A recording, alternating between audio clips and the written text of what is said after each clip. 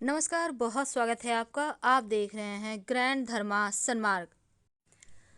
हमारे संस्कृति में देवताओं का पूजा पाठ का बहुत महत्व है और शास्त्रों की माने तो देवताओं की संख्या 33 कोटि है। लेकिन दो देवता ऐसे हैं जो साक्षात हैं, जो पृथ्वी पर हर रोज दिखते हैं। सृष्टि जब से आरंभ हुई है ना, लोग सूर्य और चंद्रमा की पूजा जरूर करते आ रहे हैं। हमारे वेद पुराणों में भी इसका उल्लेख मिलता है। और पौराणिक सीरियल वैसे अगर हम की बात करें पौराणिक जमाने की, तो भगवान राम खुद सूर्य देव की पूजा करते थे और उन्हें जल से अर्घ्य देते थे। वैसे तो महाभारत काल में पांडव की माता कुंती सूर्य देव की भक्त थी और कर्ण जो थे वो सूर्य दान में मिले थे सूर्य से। अब देखिए हर दिन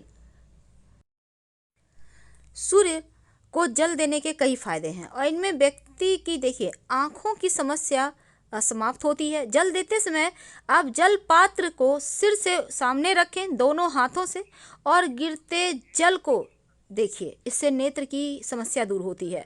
और अगर जिनकी जन्म कुंडली में सूर्य लग्न से 12वें या दूसरे घर में होते हैं, उन्हें आंखों की समस्या की भी बनी रहती है। ऐसे में बहुत ही लाभ होता है सूर्य को जल अर्पित करने से। अगर आपको जो नौकरी में अगर उन्नति नहीं हो पा रही, बाधाएं आ रही, नौकरी में किसी भी तरह की समस्या है, तो आपके आत्मविश्वास को बनाने के लिए, नौकरी में तरक्की के लिए सूर्य को जल देना बहुत लाभदायक है। क्योंकि ज्योतिष में कहा जाता है कि सूर्य राजा है और राजकीय क्षेत्र पिता नौकरी का आधिकारिक कारक भी है। तो सूर्य को जल देने से सूर्य पिता और नौकरी दोनों का सुख देता है, अनुकूल फल भी देता है। अगर आपको हर्ट की परेशानी है तो सूर्य को जल जरूर अर्पित करें और आदित्य हृदय स्तोत्र का भी पाठ करें, इससे अनुकूल फल मिलता है।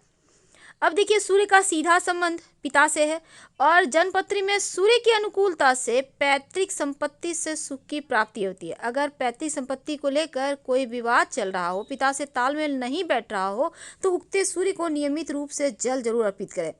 सूर्य की उपासना से नौकरी में लाभ के साथ स्किन की परेशानी भी दूर होती है।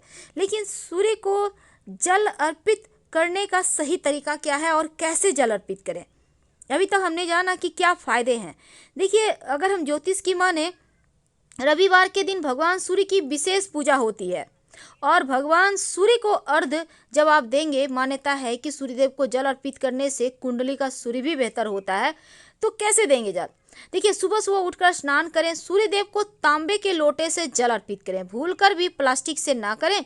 और आप सूर्यदेव को जब जल अर्पित करेंगे तो जल में चुटकी भर आप रोली लाल रंग या लाल पुष्प डालकर अर्पित करें। सूर्य के सामने ओम सूर्याय नमः मंत्र का जप करें।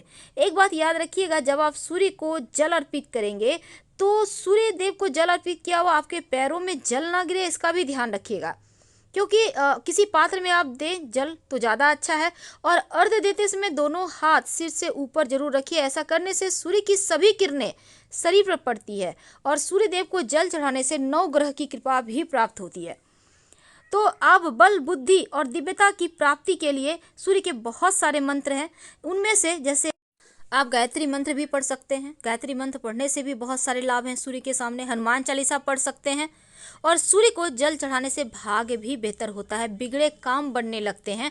और यहाँ तक कि सूर्य की सुबह सुबह अगर आप रोशनी में रहते हैं तो विटामिन डी मिलती है, आपका जो हड्डी मजबूत होता है। इंसान का शरीर 5 तत्वों से बना है और एक तत्व अग्नि भी है, तो सूर्य को अग्नि का भी कारक माना गया है। और जल चढ़ाने से उनकी किरणें शरीर पर पड़ती है, जिससे हार्ट, स्किन, आँखें और लीवर, दिमाग के अंग सक्रिय हो जाते हैं।